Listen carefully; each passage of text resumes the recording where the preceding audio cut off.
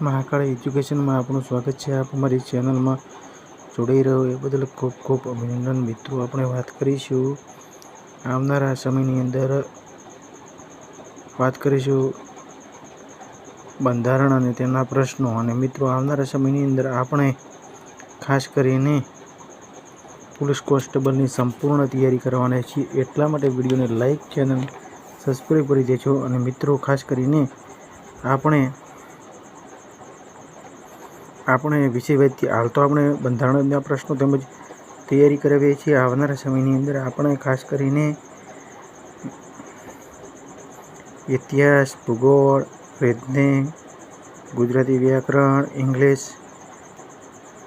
બધા તમામ વિષયવાઇઝ તૈયારી કરાવીશું. એટલા માટે ચેનલને સબસ્ક્રાઈબ કરી દેજો.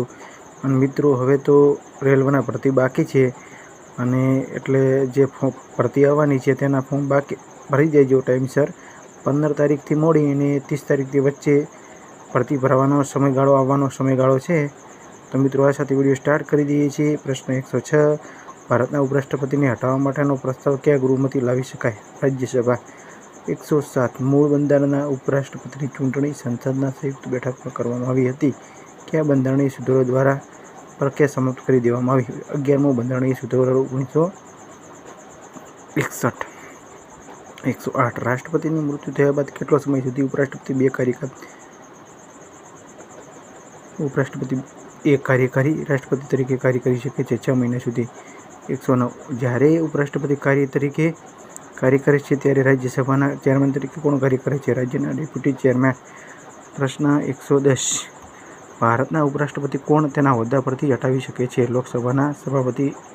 સહમતિ. રાજ્યસભા. પ્રશ્ન 111, ઉપરાષ્ટ્રપતિ રાજ્યના પોતાના મતનો ઉપયોગ ક્યારે કરી શકે છે? સરખા મત થાય ત્યારે. પ્રશ્ન 112, કોણ ઉપરાષ્ટ્રપતિની ચૂંટણીમાં ભાગ લે છે પણ રાષ્ટ્રપતિની ચૂંટણીમાં ભાગ લેતા નથી? સંસદના નિમણૂક પામેલા સભ્યો. પ્રશ્ન 113, ભારતના સૌપ્રથમ ઉપરાષ્ટ્રપતિ કોણ? સર્વ રાધાકૃષ્ણન. સતત 2 વાર. પ્રશ્ન 114, 2 વાર રાષ્ટ્રપતિ પદે રહેનાર કોણ છે? ડૉ. સર્વ રાધાકૃષ્ણન. એકમાત્ર રાષ્ટ્રપતિ જેનું મૃત્યુ હોદ્દા પર જ થયું હતું, કૃષ્ણકાંત. પ્રશ્ન 116, વેંકૈયા નાયડુ ભારતના કેટલામા રાષ્ટ્રપતિ છે? 13મા. પ્રશ્ન 117, ભારતના બંધારણના કયા અનુચ્છેદમાં એટર્ની જનરલની પદની નિમણૂકની જોગવાઈ કરવામાં આવી છે?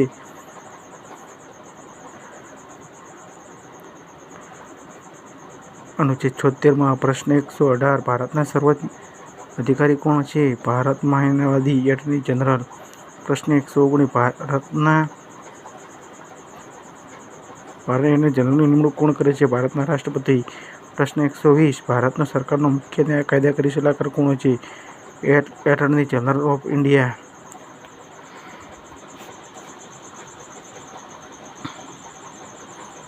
પ્રશ્ન 121, ભારતના એટર્ની જનરલને સંસદના કોઈ પણ ગૃહ કે સમિતિને આગળ બોલાવવાનો અધિકાર છે? હા. પ્રશ્ન 122, ભારતના એટર્ની જનરલ કેટલા સમય સુધી પોતાના પદ પર ચાલુ રહી શકે છે? રાષ્ટ્રપતિની મરજી હોય ત્યાં સુધી. પ્રશ્ન 123, ભારતના એટર્ની જનરલ કોની સમાન કાયદો ધરાવતો હોવો જોઈએ? સર્વોચ્ચ ન્યાયાલયના ન્યાયાધીશ જેટલી. પ્રશ્ન 124, ભારતનો સોલિસિટર જનરલ કયા પ્રકારનો અધિકારી છે? વહીવટી અધિકારી. પ્રશ્ન 125, સ્વતંત્ર ભારતનો સૌપ્રથમ એટર્ની જનરલ કોણ છે? એમી શીતલવાડ. પ્રશ્ન 126, કે વેણુગોપાલ રાવ ભારતના કેટલામા એટર્ની જનરલ છે? 15મા. પ્રશ્ન 127, દેશના કારોબારી વાસ્તવિક વડો કોણ છે? વડાપ્રધાન. પ્રશ્ન 128, દેશની કેન્દ્ર સરકારનો વડો કોણ છે? વડાપ્રધાન. પ્રશ્ન 129, ડૉ. બાબા સાહેબ આંબેડકર ભારતના વડાપ્રધાનની તુલના કોની સાથે કરી છે? અમેરિકાના રાષ્ટ્રપતિ સાથે.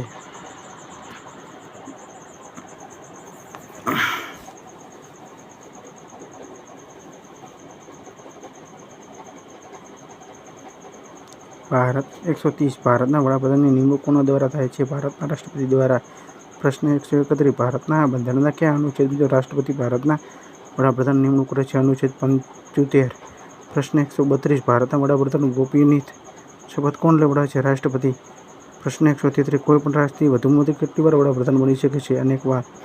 પ્રશ્ન 134, સામાન્ય રીતે વડાપ્રધાનના કયા ગૃહમાં બહુમતી ધરાવતા પક્ષનો નેતા હોય છે? લોકસભા. પ્રશ્ન 135, આયોજન પંચનો અધ્યક્ષ કોણ હોય છે? વડાપ્રધાન. પ્રશ્ન 136, કેન્દ્રીય પરિષદનો અધ્યક્ષ કોણ હોય છે? વડાપ્રધાન. પ્રશ્ન 137, ભારતના મંત્રીમંડળના બેઠકના અધ્યક્ષતા કોણ છે? વડાપ્રધાન. પ્રશ્ન 138 ભારતના વડાપ્રધાન બનવામાં ઓછામાં ઓછી ઉંમર કેટલી હોવી જોઈએ? 25 વર્ષ. 139 ભારતનો વડાપ્રધાનનો હોદ્દો કયા પ્રકારનો છે? બંધારણીય. પ્રશ્ન 140 જવાહરલાલ નહેરુના મૃત્યુ પછી કાર્યકારી વડાપ્રધાન કોણ આવ્યા? ગુંજારીલાલ નંદા.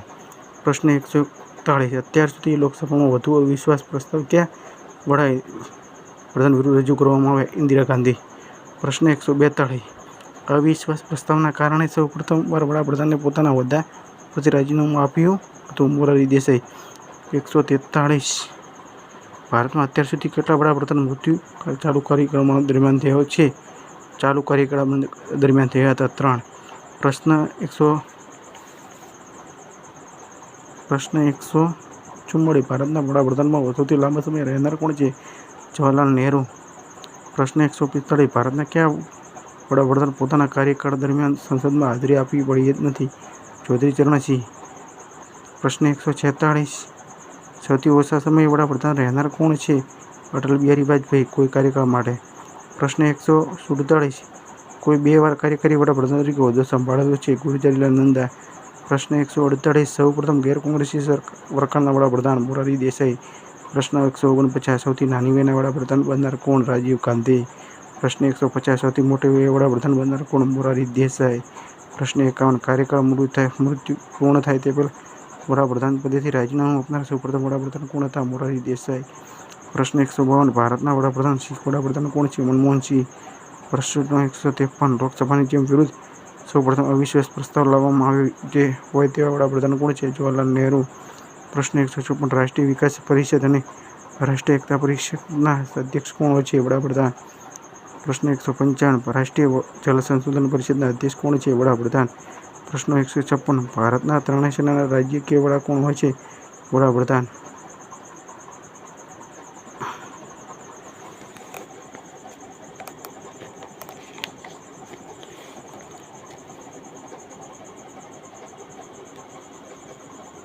પ્રશ્ન 157 લોકસભામાં હાજરી ના આપી હોય તેવો એકમાત્ર વડાપ્રધાન?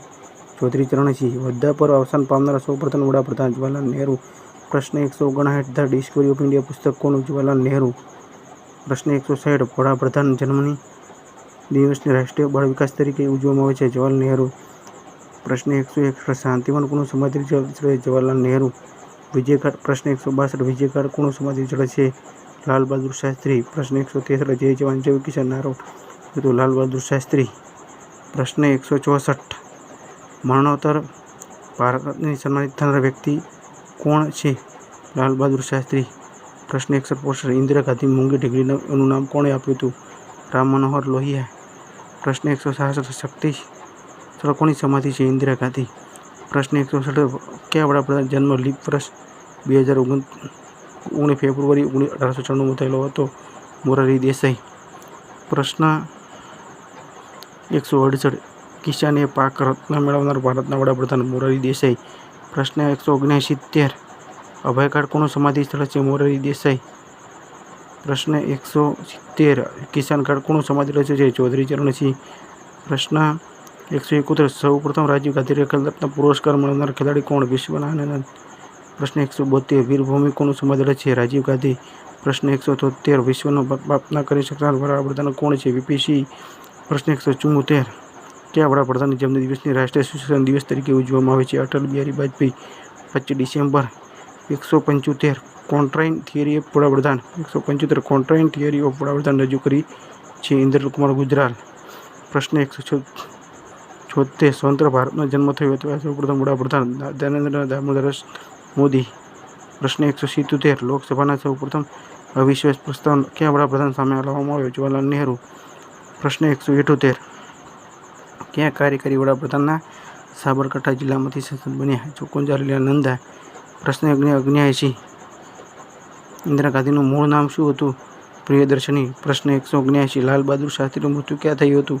ઉઝબેકિસ્તાન રાજધાની તાશ્કંત ખાતે.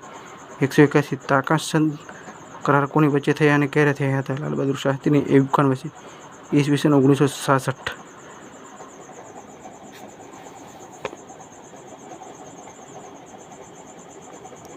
પ્રશ્ન 182 સિમલા કરાર ક્યારે અને કોની વચ્ચે થયા હતા? ઈસવીસન 1972 ઇન્દિરા ગાંધીની પૂર્વ અલી ભુટ્ટો 1983 પ્રશ્ન 183 ભારત રત્ન મેળવનાર પ્રથમ મહિલા કોણ છે? ઇન્દિરા ગાંધી ઈસવીસન 1971 પ્રશ્ન 174 ઇન્દિરા ગાંધીએ ક્યારે કેટલી બેંકોનું રાષ્ટ્રીયકરણ કર્યું હતું? 1979 રજત બેંકોનું. પ્રશ્ન 185 એકતા સ્થળ કોનું સમાધિ છે? જ્ઞાની જેલસી. પ્રશ્ન 186 પૂર્વ કી ઓર દેખો પુસ્તક કોનું છે? ઇન્દુ કુમાર ગુજરાત. પ્રશ્ન 187 વડાપ્રધાન બનતા સમયે રાજ્યસભાના સભ્યો એવા સૌપ્રથમ વડાપ્રધાન ઇન્દિરા ગાંધી. પ્રશ્ન 188 વડાપ્રધાન બનવા સમયે બંને કોઈ પણ ગૃહના સભ્ય ન હોય એકમાત્ર વડાપ્રધાન બિપિન રાવ. પ્રશ્ન 189 ભારતના વડાપ્રધાન કયા અનુચ્છેદના રાષ્ટ્રપતિ મદદ અને સલાહ માટે એક કેન્દ્રીય મંત્રીપરિષદનો ઉલ્લેખ છે? અનુચ્છેદ 74. પ્રશ્ન 190 બંધારણના કયા અનુચ્છેદ મુજબ રાષ્ટ્રપતિ મંત્રીપરિષદની નિમણૂક કરે છે? અનુચ્છેદ 75. પ્રશ્ન 191 ભારતના સહિત મંત્રીપરિષદની કુલ સંખ્યા લોકસભાની કુલ સંખ્યાના કેટલા ટકા વધુ હોવી જોઈએ નહીં? 15%. 192 કયા બંધારણીય સુધારા અંતર્ગત મંત્રીપરિષદની સંખ્યા કુલ સંખ્યાથી 15% વધુ હોવી જોઈએ નહીં એવું ઠેરવવામાં આવ્યું? 51 બંધારણીય સુધારો 2003. પ્રશ્ન 193 કેન્દ્રીય મંત્રીઓ વ્યક્તિગત રીતે જવાબદાર કોણ છે? રાષ્ટ્રપતિ. 194 ભારતની મંત્રીપરિષદની સામૂહિક રીતે કોને જવાબદાર છે? લોકસભા. પ્રશ્ન 195 ભારતના કેન્દ્રીય મંત્રીને ગોપનીયતાના શપથ કોણ લેવડાવે છે? રાષ્ટ્રપતિ. પ્રશ્ન 196 કોઈ વ્યક્તિ કે જેની કેન્દ્રીય માહિતીની નિમણૂક થઈ હોય તેણે કેટલા માસ ગૃહના સભ્ય બનવું જરૂરી છે? 6 માસ. પ્રશ્ન 196 કેન્દ્રીય મંત્રીના પગાર ભથ્થા કોના દ્વારા નક્કી કરવામાં આવ્યા છે? ભારતની સંસદ દ્વારા. પ્રશ્ન 198 રાષ્ટ્રપતિ કોની સલાહથી ભારતની મંત્રીપરિષદના મંત્રીઓની નિમણૂક કરે છે? વડાપ્રધાન. પ્રશ્ન 199 ભારતના બંધારણના કયા અનુચ્છેદમાં મંત્રીમંડળના ઉલ્લેખ કરવામાં આવ્યો? અનુચ્છેદ 352. પ્રશ્ન 200 કોણ મંત્રીપરિષદનો સભ્ય બની શકે? સંસદ સભ્ય. પ્રશ્ન 201 શું રાજ્યસભાના રાષ્ટ્રપતિ દ્વારા નિમણૂક પામેલી વ્યક્તિ સભ્ય બની શકે છે? હા. પ્રશ્ન 202 મંત્રીપરિષદની કેન્દ્રીયમાં કોનો સમાવેશ થાય છે? વડાપ્રધાન અને અન્ય મંત્રી. પ્રશ્ન 203 મંત્રીપરિષદના કેટલા સ્તરના? મંત્રીપરિષદ 3 સ્તરના. પ્રશ્ન 204 કયા ગૃહનો વિશ્વાસ પ્રાપ્ત ન થયો ત્યારે મંત્રીપરિષદના હોદ્દા પરથી ચાલુ રહી શકે છે? લોકસભા. મિત્રો આ સાથે ફરી મળીશું નવા વિડીયો સાથે. આવનારા સમયની અંદર આપણે સંપૂર્ણ પોલીસ કોન્સ્ટેબલની તૈયારી કરવાના છીએ.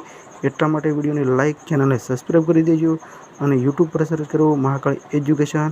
રેલવેની પરીક્ષા આવે છે, રેલવેની ભરતી આવે છે 15 તારીખથી માંડી અને સ્ટાર્ટ થાય છે. એટલે મિત્રો તમે ફોર્મ ભરવાના હોય તે બાકી હોય તો ભરી દેજો અને લાસ્ટ તારીખ લગભગ 10મા મહિનાની હશે, કંઈક 1 મહિનાનો સમયગાળો હશે. તો આ સાથે ફરી મળીશું નવા વિડીયો સાથે.